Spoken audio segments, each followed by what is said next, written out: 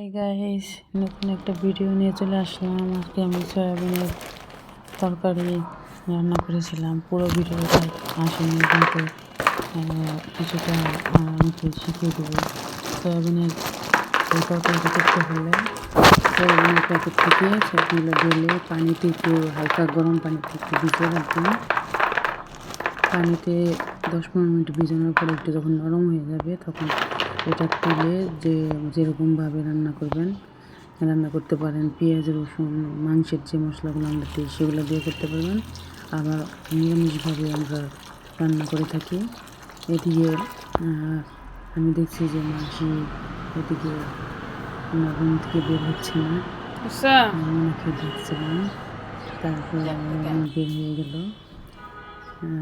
আমি একটু বিকালে স্ন্যাক্স করব। মোটামুটি আমার ডান হয়ে গেছে। এখন বাচ্চাদের সারাদিন ডিশে সার্ভ করব। কেমন হয়েছে অবশ্যই কমেন্ট বক্সে জানাবেন। এভাবে গুছিয়ে দিলে আকর্ষণীয় লাগে, প্লাস খাবারটাও শেষ হয়ে যায়। এখন আমি খাবারটা নিয়ে এদিকে মাসি চা করবে, দেখি দুধটা নিয়ে আশা করি ভিডিওগুলো ভালো লাগে। সাবস্ক্রাইব এবং সাথে থাকুন। বাই, খোদা হাফেজ।